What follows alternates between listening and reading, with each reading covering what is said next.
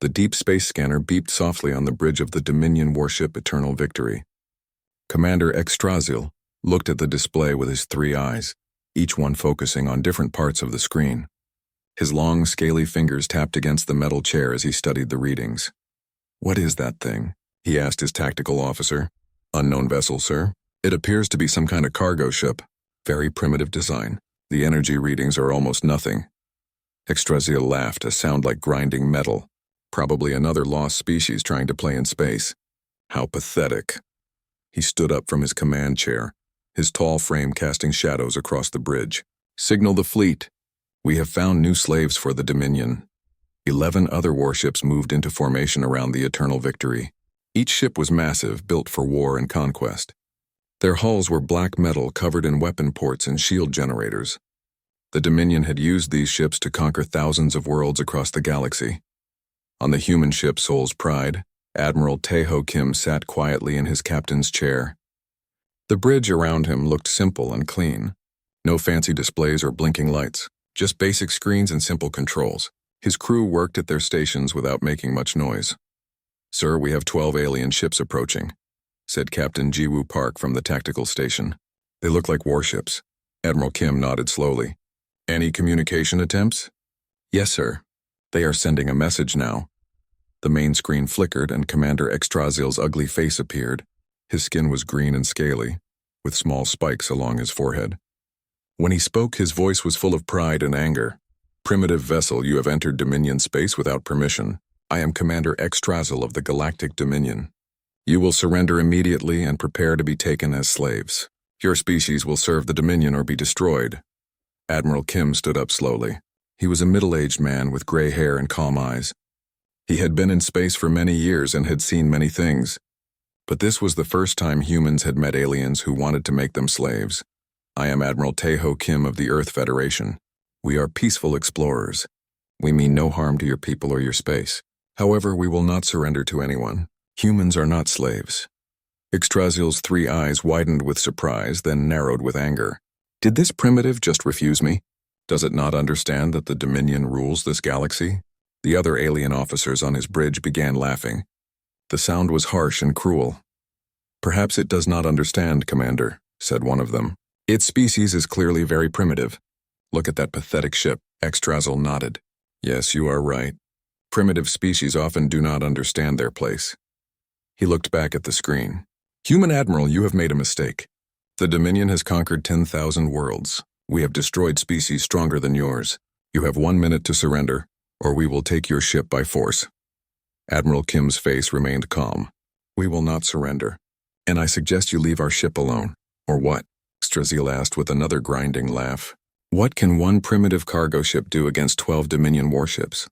On the human bridge, Captain Park looked at Admiral Kim. "Sir, should I activate the systems?" Admiral Kim thought for a moment. The humans had hoped their first meeting with aliens would be peaceful. They had prepared for this day for many years, but they had hoped it would go differently. "Yes, Captain Park, show them what humans can do." Captain Park's fingers moved across her control panel. "Activating combat systems. Removing external camouflage. Weapons coming online." On the Dominion ships, alarm bells began ringing. The sensor operators stared at their screens in confusion and fear. "Commander," shouted the tactical officer. "The human ship? It's changing." Extrasil looked at his main screen. The simple cargo ship was transforming before his eyes. Panels were sliding away to reveal weapon ports. The hull was extending and reshaping itself. Energy readings were climbing rapidly. "What is that thing?" he whispered. Chief Engineer Hye-Jin Lee spoke from her station on the human bridge. "All systems are now active, Admiral. The Soul's Pride is ready for combat." The ship that the aliens had thought was a simple cargo vessel was now clearly a warship, but it was unlike anything the Dominion had ever seen. It was sleek and elegant with smooth curves and no visible weapons. Yet the energy readings were enormous, impossible, breathed Extrasil. No ship that size should have that much power. Lieutenant Yoon-ji Kim at the weapons station looked at Admiral Kim. "Sir, they are charging their weapons." "Should I return fire?" "Not yet, Lieutenant. Give them one more chance." Admiral Kim activated the communication system. "Commander Extrasil, you have seen that we are not as defenseless as you thought. Please leave now and no one needs to be hurt." Extraziel's face was purple with rage. You dare threaten the Dominion? Fire all weapons! Destroy that ship! 12 alien warships opened fire at once. Energy beams and missiles filled the space around the Soul's Pride. The attack was massive, enough to destroy a small moon. But when the light faded, the human ship was still there. It had not moved. It showed no damage at all. Shields are at 98%, reported Captain Park calmly. Dr. Sungmin Choi, the ship's science officer, looked up from his station. Admiral, their weapons are using very old technology. Our shields can handle much more than this. Extraziel stared at the screen in shock. His most powerful weapons had done almost nothing to the human ship. How is this possible? Nothing can withstand a full fleet attack. Commander So-Young Lee at the communication station turned to Admiral Kim. Sir, I am detecting emergency transmissions from their ships. They seem very frightened, Admiral Kim sighed. He had hoped to avoid this, but the aliens had chosen violence. Very well. Captain Park, show them why attacking humans is a bad idea. Captain Park smiled for the first time since the aliens had appeared. With pleasure, sir. Activating quantum pulse cannons. The Soul's Pride fired once. There was no visible beam, no bright flash. Just a small ripple in space that moved toward the alien fleet faster than light itself. The ripple reached the first Dominion ship and passed through it. For a moment, nothing happened. Then every system on the ship shut down. The lights went out. The engines stopped. The weapons powered down. What did you do to us? Strazel screamed into his communication system. We shut down your ship, Admiral Kim replied calmly. Your weapons, your engines, your life support, everything. You have about 10 minutes of air left. One by one, the other Dominion ships suffered the same fate. In less than 30 seconds, 12 powerful warships had become floating metal coffins. This is impossible, Extrazel shouted. No weapon can do this. Human weapons can, said Admiral Kim. Now, Commander, you have a choice. Leave our space and never return, or stay here and run out of air. We will restore your ship's power if you agree to leave immediately. Draziel looked around his dark bridge. His crew was already breathing heavily as the air began to run out. He had never been defeated so completely, so easily. I agree, he whispered. Good. Your ships will restart in 30 seconds. You have 1 hour to leave this system. The Dominion ships came back to life. Engines hummed, lights flickered on, and life support began working again. But Extraziel and his crew had learned something that would change the galaxy forever. Humans were not primitive. They were something else entirely. Commander Extraziel's fleet limped away from the human ship as fast as their engines could carry them. On the bridge of the Eternal Victory, the alien commander stared at his tactical display with all three eyes wide with fear and confusion. Report, he ordered his science officer. Sir, we still cannot understand what happened to us. Our sensors show that the human weapon created some kind of quantum field that interfered with our ship's basic functions. But this should be impossible with any known technology. Extraziel slammed his fist on his chair. There must be an explanation. No primitive species can have weapons like that. Back on the Soul's Pride, Admiral Kim was meeting with his senior officers in the conference room. The room was simple and clean, with a large table and basic chairs. No fancy decorations or complex technology visible. Well, that could have gone better, said Captain Park as she sat down across from the Admiral. Dr. Sungmin Choi, the ship's quantum physicist, pulled up a holographic display. The aliens' technology is about 200 years behind ours, Admiral. Their weapons are based on simple energy projection. Their shields use basic force field generation. It's like they never moved past the most obvious applications of physics. Chief Engineer Hee-Jin Lee nodded in agreement. Their ships are built for brute force, sir. Big guns, thick armor, simple designs. They probably win fights by having more ships than their enemies. Lieutenant Yoonji Kim looked worried. Sir, do you think they will come back with more ships? Admiral Kim thought carefully before answering. Probably. From what we saw of their commander, the Dominion does not seem to accept defeat easily. We need to be ready for their return. He stood up and walked to the window that showed the stars outside. Dr. Choi, how long until the next phase of our mission can begin? The quantum field generators are ready now, sir. We can activate the multiplication protocol whenever you give the order. Admiral Kim nodded. Good. If they come back, we will show them something that will really surprise them. 3 days later, the Eternal Victory arrived at Dominion High Command. The massive space station was built inside a hollow asteroid, with thousands of ships coming and going every day. Commander Extrasil was ordered to report immediately to the Supreme Council. The council chamber was huge and dark, with 12 tall chairs arranged in a circle. The Dominion leaders sat in shadows, their shapes barely visible. Supreme Overlord Vexthana's voice echoed from the darkness. Commander Extrasil, your report speaks of impossible weapons and technology beyond our understanding. Explain how a single primitive ship defeated your entire fleet. Extrasil stood in the center of the circle, feeling very small. My lords, I do not know how to explain it. The humans appeared primitive at first, but their ship transformed before our eyes. Their weapons shut down our entire fleet without visible beams or explosions. It was like they controlled the basic forces of reality itself. You are saying that a single ship defeated 12 of our warships? Asked another council member. Yes, my lord. And they did it easily. I do not think they even used their full power. The council members whispered among themselves in the darkness. Finally, Supreme Overlord Vexathana spoke again. This is clearly impossible. No species can advance so far beyond us without our knowledge. You will return with a larger fleet and bring these humans to heel. My lord, Extrasil said carefully, I respectfully suggest that we should study these humans more before attacking them again. Nonsense. Send Admiral Thexmore with 100 ships. That should be enough to handle any primitive technology. Meanwhile, in human space, 3 more ships, just like the Soul's Pride, were moving toward different parts of Dominion territory.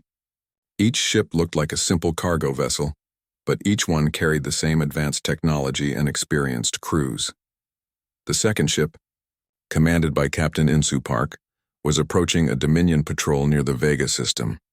The aliens detected the human ship and immediately moved to intercept it. Another primitive vessel, laughed the Dominion captain as he looked at his display. This will be easy prey.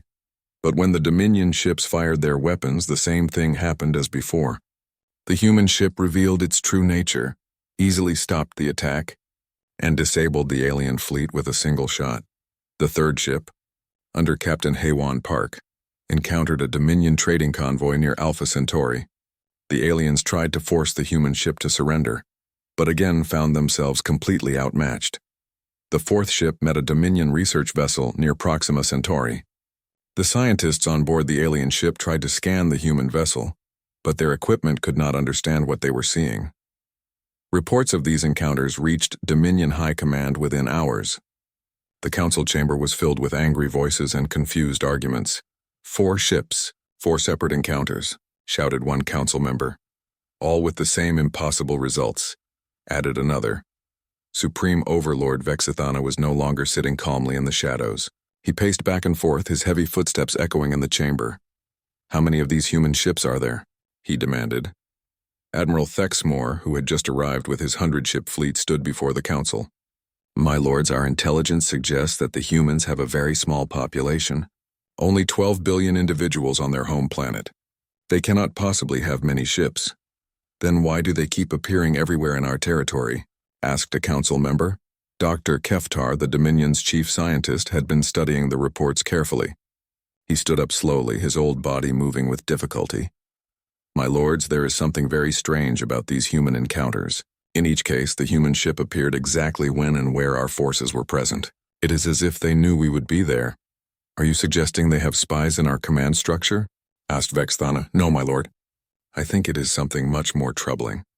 I believe the humans have been watching us for a very long time. These are not random encounters. They are planned demonstrations. The council chamber fell silent. The idea that a primitive species had been spying on the mighty Dominion was almost too terrible to consider. Impossible, whispered one council member. Look at the evidence. Dr. Keftar continued. Each human ship knew exactly what kind of force it would face. Each one was prepared with the perfect counter to our weapons. Each one demonstrated just enough power to win, but not enough to show us their true capabilities. Admiral Thexmore stepped forward. My lord, regardless of their spying abilities, they are still just 4 ships. My fleet of 100 vessels should be more than enough to destroy them all. Supreme Overlord Vexathana thought for a long moment. Very well, Admiral. Take your fleet and find these human ships. But be careful. If Dr. Keftar is right, we may be dealing with something more dangerous than we realize. Back on the Soul's Pride, Admiral Kim received a communication from Earth Command. The message was short and simple. Phase 2 authorized. Show them what humans are really capable of. Admiral Kim turned to Dr. Choi. Doctor, activate the quantum multiplication protocol. Dr. Choi's fingers moved across his control panel. Activating now, sir. Quantum field generators are online. Beginning probability cascade. On the main screen, space around the Soul's Pride began to shimmer. The air itself seemed to bend and twist. Then, slowly, another ship began to appear next to the first one. It looked exactly the same, down to the smallest detail. Then another ship appeared. And another. Within minutes, where there had been one human vessel, there were now 10 identical ships. Captain Park stared at the display. Sir, the multiplication is working perfectly. All 10 ships are fully functional and independent. Excellent, said Admiral Kim. When the Dominion returns with their larger fleet, they will get quite a surprise. Lieutenant Kim looked confused. Sir, I thought we only had 4 ships in this region. Admiral Kim smiled. We do, Lieutenant. But each of our ships can become as many ships as we need. The Dominion thinks in terms of building more vessels. We think in terms of creating more realities. Dr. Choi looked up from his station. Admiral, I am detecting a large Dominion fleet approaching. 100 ships moving fast. Perfect timing, said Admiral Kim. Signal the other ships. It is time to show the Dominion what humans can really do. Admiral Thexmore felt confident as his fleet of 100 warships moved through space toward the human vessels. His ships were the pride of the Dominion military, each one 3 times larger than the vessels Commander Yggdrasil had commanded. Their weapons could destroy entire cities, and their shields could withstand attacks from multiple fleets. Sir, we are approaching the coordinates where the human ships were last detected, reported his tactical officer. Excellent. Deploy the fleet in attack formation. We will show these primitives the true power of the Dominion. The 100 ships spread out across space, creating a wall of metal and weapons that stretched for thousands of kilometers. Each ship bristled with cannons, missile launchers, and energy weapons. It was a sight that had terrified countless species across the galaxy. Sir, I am detecting multiple contacts ahead, said the sensor operator, his voice uncertain. Admiral Thexmore frowned. Multiple contacts? How many human ships are there? I'm not sure, sir. The readings are very strange. It appears there are 40 human vessels, but the energy signatures are identical. It is as if they are all the same ship. That makes no sense. Show me the visual display. The main screen flickered to life, and Admiral Thexmore's confident expression disappeared. Where intelligence had reported 4 human ships, there were now 40 vessels arranged in perfect formation. Each ship looked exactly the same as the others, down to the smallest detail. How is this possible? Whispered the Admiral.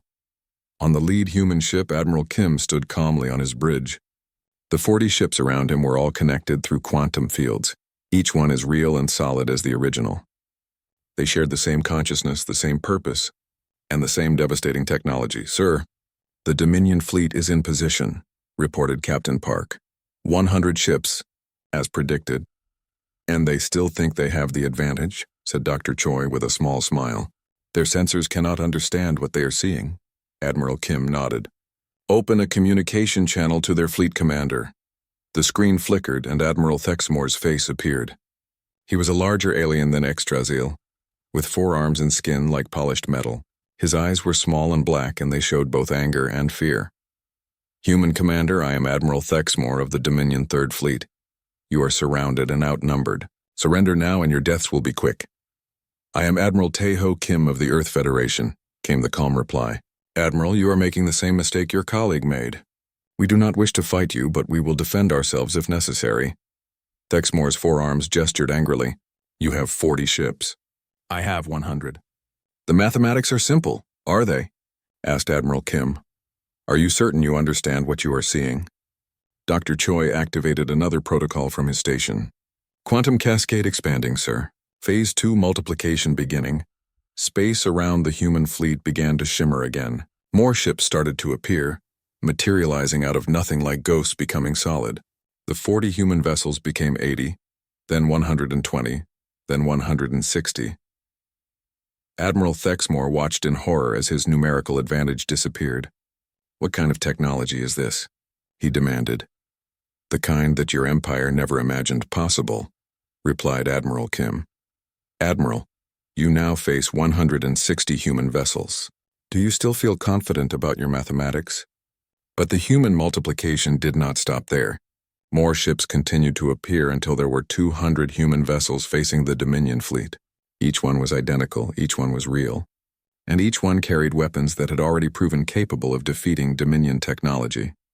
On Thexmoor's bridge, the tactical officer was reading his displays with growing panic. "Sir, the energy readings from the human fleet are enormous." Each of their ships shows the same power signature as the vessel that defeated Commander Extrasil. 200 ships, whispered the sensor operator. How did they hide so many vessels from our intelligence networks? Admiral Thexmoor realized he was facing something beyond his understanding. But he was a proud Dominion officer, and retreat was not in his nature. All ships open fire. Destroy them all. 100 Dominion warships fired at once. The space between the two fleets filled with energy beams, plasma bolts, and missiles. It was the largest weapon discharge in Dominion history, enough firepower to crack a planet. The attack reached the human fleet and struck their shields. For a moment, the space around the human ships glowed with absorbed energy. Then the light faded, and all 200 human vessels remained undamaged. Shields holding at 95% across all ships, reported Captain Park calmly. Lieutenant Kim looked amazed. "Sir, they threw everything they had at us, and we barely felt it." "Their weapons are still based on brute force," explained Dr. Choi. "They have not learned to manipulate the fundamental forces of reality. It is like trying to break a mountain with a hammer." Admiral Kim opened the communication channel again. "Admiral Thexmoor, you have seen that your weapons cannot harm us. Will you leave peacefully, or must we demonstrate our capabilities?" Thexmoor's metal face was now showing clear fear. "Your shields cannot be that strong. Nothing can withstand a full fleet bombardment." "Human shields can," said Admiral Kim simply. "But perhaps you would like to see our weapons as well." Without waiting for an answer, Admiral Kim gave a nod to Captain Park. "Fire one warning shot. Target the empty space between our fleets." Captain Park selected a single weapon from the human arsenal, not their most powerful, just something to make a point. "Firing quantum disruptor cannon." A single beam of purple light shot out from the lead human ship. It was beautiful and terrible, twisting through space like liquid energy. When it reached the designated coordinates, it simply stopped and floated in the vacuum. "What is that?" asked Thexmoor. "Watch," said Admiral Kim. The purple energy began to expand, growing larger and larger until it formed a sphere of crackling power. Inside the sphere, space itself began to twist and bend. Stars became visible that should have been light years away. The fabric of reality was being stretched and manipulated. Then the sphere collapsed, leaving behind a perfect void in space. A sphere of absolute nothingness where even light could not enter. "That was a very small demonstration," explained Admiral Kim. "Our weapon created a localized fold in space-time. If we had aimed it at your ships instead of empty space, your entire fleet would now exist in a parallel dimension, where you could harm no one." Admiral Thexmoor stared at the impossible void in space. His entire understanding of physics had just been shattered. "This cannot be real. No species can manipulate space-time." "Humans can," said Dr. Choi from his station. "We have been studying quantum mechanics and dimensional physics for centuries. What seems impossible to you is basic science to us." The communication channel crackled as another voice joined the conversation. It was Supreme Overlord Vexithana himself calling from Dominion High Command. "Admiral Thexmoor, withdraw your fleet immediately." "My lord?" asked the confused admiral. "We have been monitoring the engagement. Our scientists confirm that the humans have technology far beyond anything in the galaxy. Do not engage them further. Return to base at once." Admiral Thexmoor looked at his displays one more time. 200 human ships faced his 100 vessels, and he now knew that even his entire fleet could not scratch their shields. Meanwhile, their weapons could make his ships disappear from reality itself. "Very well," he said quietly. "Human Admiral, we will withdraw." "A wise decision," replied Admiral Kim. "But Admiral, please understand something. Today you saw only a tiny fraction of human capabilities. We could have destroyed your fleet in seconds, but we chose not to. We are not your enemies unless you make us your enemies." As the Dominion fleet turned and began to retreat, Admiral Kim gave orders to his own ships. "Begin Phase 3. Dr. Choi, prepare the dimensional shift drives." "Yes, sir." All ships are ready for quantum displacement. One by one, the human ships began to fade from normal space. They did not fly away or jump to hyperspace. They simply became less real, shifting into parallel dimensions where they could observe without being observed. Admiral Thexmore watched as 200 human warships vanished like ghosts. "Where did they go?" he asked his sensor operator. "Unknown, sir. They are still there, but also not there. Our instruments cannot track them in whatever dimension they have moved to." Back on Dominion High Command, Supreme Overlord Vexathana was meeting with his top scientists and military advisors. The mood in the council chamber was very different from before. "Report," he commanded. Dr. Keftar stood slowly. "My lord, the humans have technology that we cannot understand or counter. They can multiply their ships using quantum mechanics. They can manipulate space and time itself. They can exist in multiple dimensions simultaneously. How is this possible? How did a primitive species advance so far? I do not think they are primitive, my lord. I think they have been hiding their true nature from us. The question is why?" General Mordak, the Dominion's military commander, spoke up. "My lord, with technology like that, they could have conquered the entire galaxy by now." "Why have they not done so?" Dr. Keftar nodded. "That is exactly what worries me, General. A species with such power that chooses not to use it. What does that say about their true intentions?" Supreme Overlord Vexathana felt a chill run through his body. For the first time in 3 weeks after the devastating encounter with Admiral Thexmore's fleet, the Dominion High Command was in chaos. Reports were flooding in from across the Empire about strange human activities that made no sense according to everything. They knew about warfare and technology. Dr. Keftar stood before a holographic display showing the galaxy, with red dots marking every known human contact. The pattern was disturbing. "Supreme Overlord, the humans are not behaving like any species we have ever encountered," he explained to the assembled council. "They appear everywhere in our territory, but they never attack first. They never conquer territory. They never demand tribute or resources." Supreme Overlord Vexathana studied the display with growing unease. "Then what are they doing?" "They appear to be studying us, my lord. Every encounter follows the same pattern. They reveal just enough technology to defeat our forces, then they withdraw. It is as if they are testing our responses." General Mordak slammed his fist on the table. "Testing us? For what purpose?" "I believe they are learning about our military capabilities, our technology, and our methods," replied Dr. Keftar. "But more than that, I think they are learning about our psychology, how we think, how we react to threats." Admiral Thexmore, who had returned from his humiliating defeat, spoke up. "My lords, I have studied the recordings of my encounter with the humans dozens of times. Their technology is not just advanced, it is completely different from ours. They do not think about problems the same way we do." "Explain," commanded Vexathana. "Our technology is based on making things bigger, stronger, more powerful.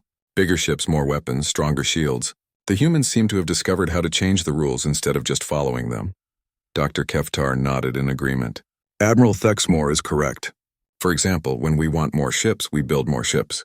When humans want more ships, they create more realities where their ships exist. When we want stronger weapons, we build bigger cannons. When humans want stronger weapons, they make weapons that attack in different dimensions." The council chamber fell silent as the implications sank in. They were facing an enemy that played by completely different rules, rules that the Dominion did not even know existed. Meanwhile, on Earth, President Sun Woo Kim was meeting with the commanders of humanity's space forces. The meeting took place in a simple conference room deep underground. "With no fancy decorations or displays of power, report on the Dominion contact," requested the president. Admiral Yejin Park, the overall commander of human space forces, activated a holographic display. "Mr. President, the Dominion has reacted exactly as our psychologists predicted. They are confused, frightened, and trying to understand us using their own limited framework. And our objectives? We have successfully demonstrated that humanity cannot be easily conquered or enslaved. We have also gathered complete intelligence on their military capabilities, political structure, and psychological profiles." Dr. Sung-Ho Lee, humanity's leading expert on dimensional physics, leaned forward. "Mr. President, the most important discovery is that the Dominion thinks in terms of conquest and domination. They cannot understand a species that has overwhelming power but chooses not to use it for expansion."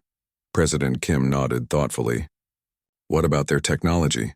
"Primitive by our standards," replied Admiral Park. They are still using basic physics, energy weapons, physical shields, conventional propulsion. They have never discovered quantum manipulation, dimensional engineering, or reality mathematics. How far behind are they? Dr. Lee consulted his notes. Approximately 400 years, Mr. President. But that is not the real problem. The real problem is that they have stopped advancing. Their technology has remained static for centuries because they focus on conquest rather than discovery. The president stood and walked to the window, looking out at the Earth's surface. So they are not just technologically inferior, they are intellectually stagnant. Exactly, sir. They have become so focused on using force to solve problems that they have forgotten how to think creatively about those problems. Back in Dominion space, new reports were arriving hourly that made the situation even more confusing. Human ships were being detected throughout the Empire, but they were not attacking anything. Instead, they seemed to be observing, studying, and occasionally helping. Commander Extrazel, who had been demoted after his first encounter with humans, was now commanding a simple patrol vessel near the outer rim. His ship had suffered a critical engine failure, leaving his crew stranded in deep space with failing life support. "Sir, we have an incoming vessel," reported his sensor operator. "Dominion ship." "No, sir, it appears to be human." Extrazel felt his blood run cold. "Battle stations. Sir, they are sending a communication." The screen flickered and a human face appeared. It was Captain So Young Lee, one of the officers from the ship that had defeated him weeks earlier. "Commander Extrazel, we detected your distress signal. Do you require assistance?" Extrazel stared at the screen in confusion. "You want to help us? Your life support systems are failing. Your crew will die within hours if your engines are not repaired. We can fix your ship. Why would you help Dominion forces? We are your enemies." Captain Lee's expression remained calm and friendly. "Your government may be our enemy, Commander, but your crew members are just people trying to survive. We do not want anyone to die unnecessarily." Before Extrazel could respond, the human ship moved closer and extended some kind of energy field. Within minutes, the Dominion vessel's engines came back online and life support stabilized. "Your ship is repaired," announced Captain Lee. "You are free to go." "That is it? You will not demand our surrender? You will not interrogate us?" "No, Commander. We simply wanted to make sure you and your crew were safe." The communication ended, and the human ship disappeared as mysteriously as it had arrived. Extrazel sat in his command chair, completely bewildered by what had just happened. Similar incidents were being reported across the Dominion. Human ships rescuing alien crews from disasters. Human technology being used to repair Dominion vessels. Human medical aid being provided to alien colonies suffering from disease. Outbreaks. Dr. Keftar was analyzing these reports when he made a disturbing discovery. "Supreme Overlord," he announced during the next council meeting, "I have identified the humans' true strategy." "Explain."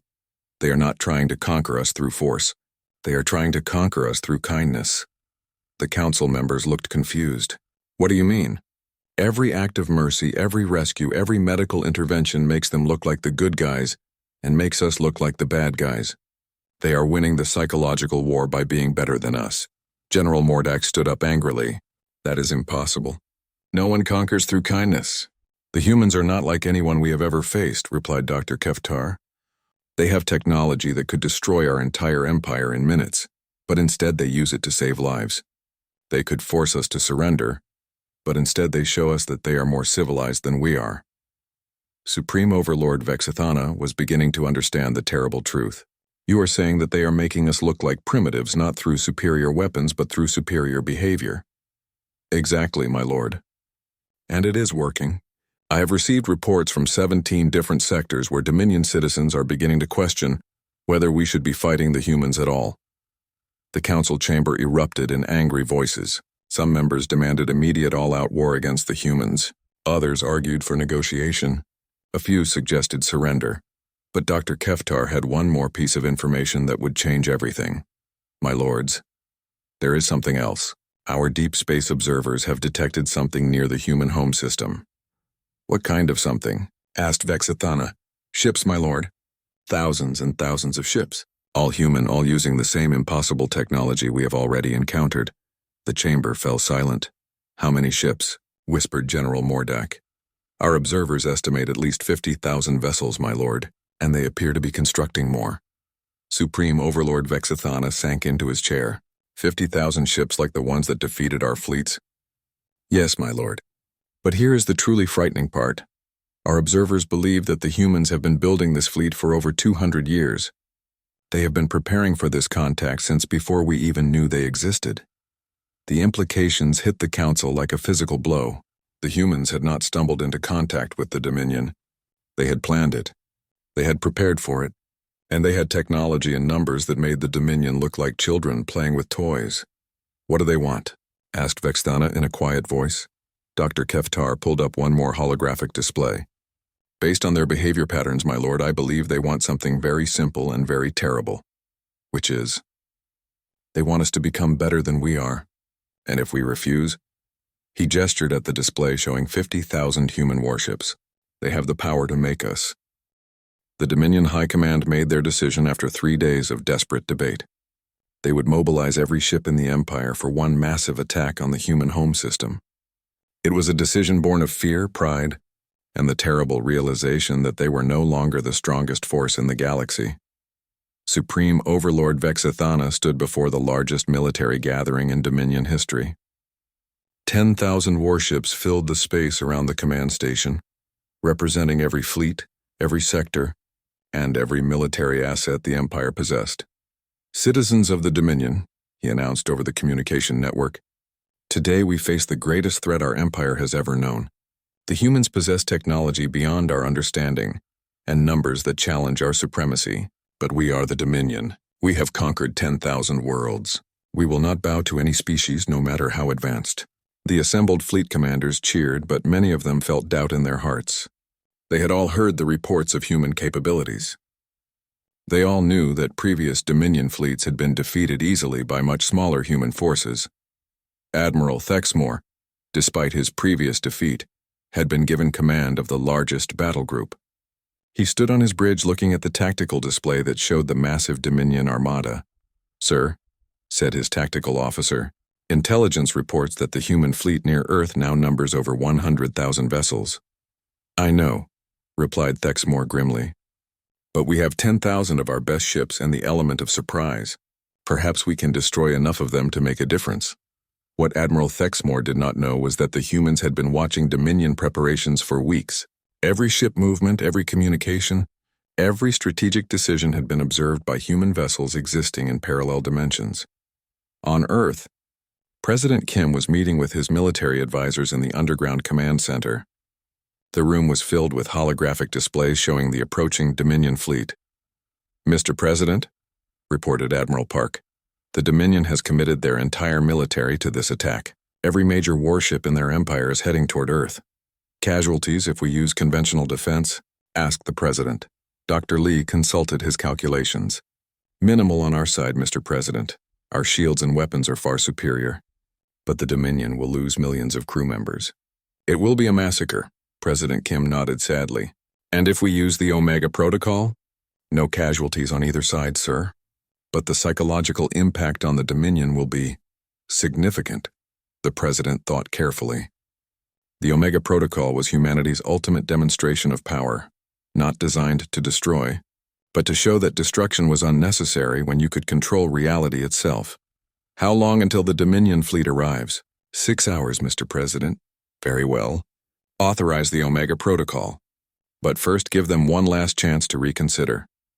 In space near Earth, the human fleet was preparing for the arrival of the Dominion Armada. Admiral Yejin Park stood on the bridge of the flagship New Seoul, surrounded by technology that seemed almost magical compared to what the aliens used. Admiral, reported Captain Dongmin Kim from the engineering station, all ships are ready for quantum manifestation. The Omega generators are online.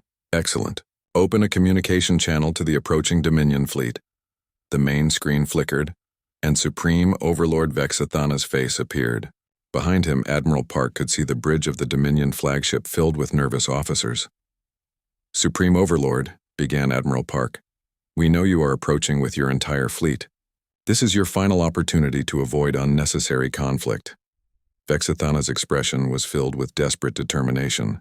Human Admiral, we will not submit to your empire. The Dominion has ruled this galaxy for 1,000 years. We do not want to rule your empire, replied Admiral Park calmly. We have never wanted to rule anyone.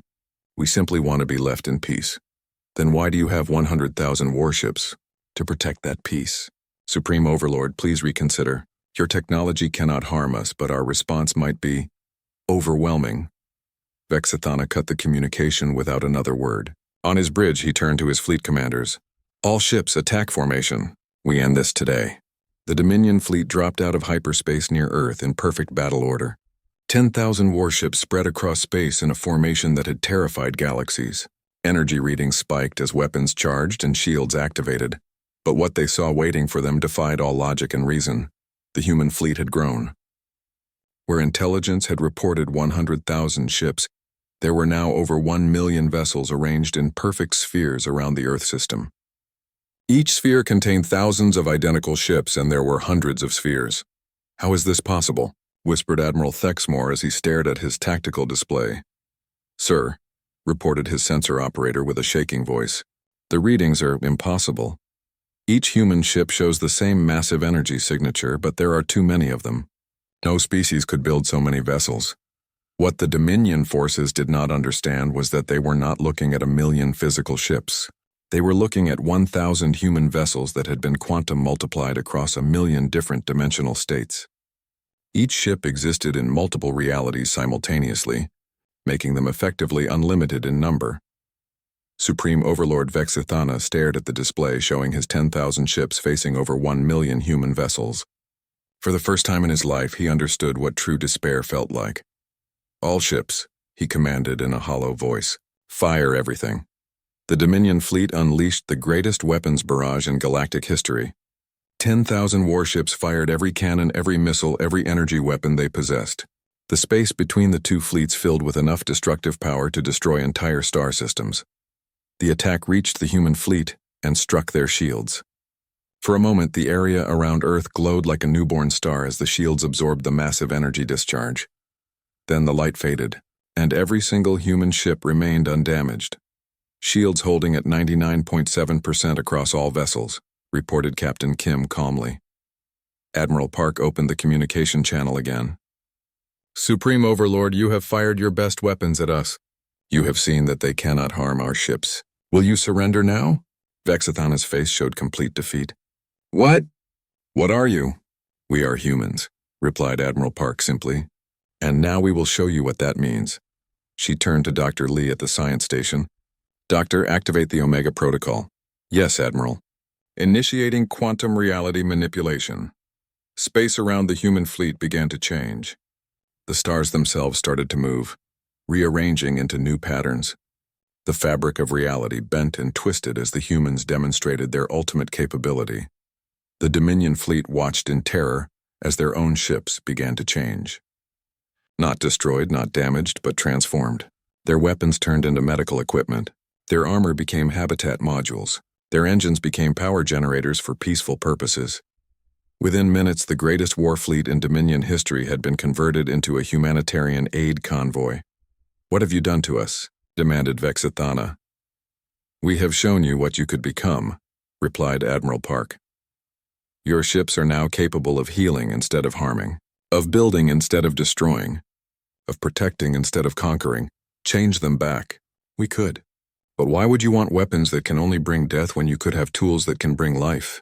Admiral Thexmore looked around his transformed bridge. Where there had been weapon controls, there were now medical scanners. Where there had been tactical displays, there were now environmental monitors for creating better living conditions on alien worlds. This is impossible, he whispered.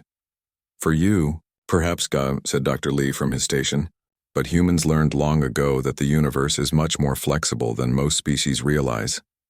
Supreme Overlord Vexithana slumped in his command chair.